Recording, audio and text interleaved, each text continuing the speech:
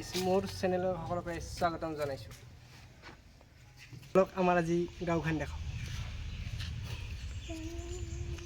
এইটো আমাৰ নিজৰ মন্দিৰ হয়। ঘৰত আমি মন্দিৰটোত কি আছে দেখাওঁ বলক।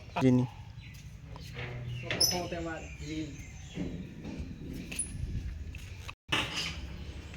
এতিয়া অলপ ভিতৰে যাব নোৱাৰি না, ৰাতিপুৱাই গা ধুইছোঁ, দিনততো গা ধোৱা নাই না গাইছ।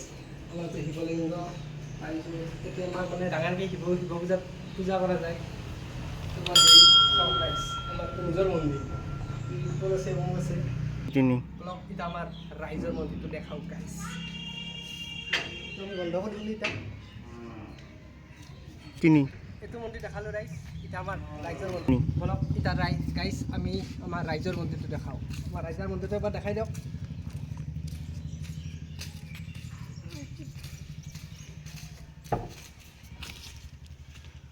এইটো ৰাইজৰ আমাৰ জগন্নাথ মন্দিৰ।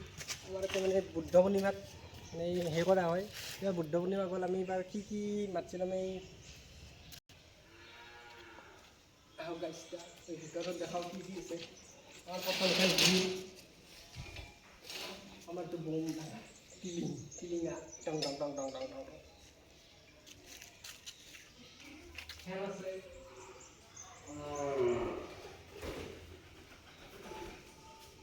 আমাৰ এইবাৰ এইটো বুদ্ধ পূৰ্ণিমাত দিয়া হৈছে ন, এইটো দিয়া হৈছে নতুনকৈ ন, মানে ভিতৰত এটা আছিল আৰু এইটো বাহিৰত দিয়া হৈছে। মানে সৰুকৈ আৰু এটা মানে থাপনা লাগিব অলপ দিছে। এতিয়া আমি ভিতৰত আহকচোন, ভিতৰলৈ আহা। এই ভিতৰত দেখিছিলে তাতে এটা ৰাধা কৃষ্ণৰ যোৰা আছে। তাত সেইটো আমাৰ হিৰণ ন, এই পাথৰৰ ন, পাথৰৰ ৰাধা কৃষ্ণ আছে। আৰু আমাৰ এইটো জুপুৰি হয়। যেতিয়া বুদ্ধ পূৰ্ণিমা পালন কৰা হয় তেতিয়া কৰিব লাগিব, নহ'লে ছাগল যায় ভিতৰত অনিষ্ট কৰি দিব পাৰে ন। তাৰপিছত এইটো আমাৰ ঘৰৰ ঘৰ, এতিয়া মানে বস্তুবিলাক থোৱা যায় ইয়াত। আৰু তাৰপিছত কেতিয়াবা ভঁৰাল ঘৰ ইয়াতে থোৱা যায়।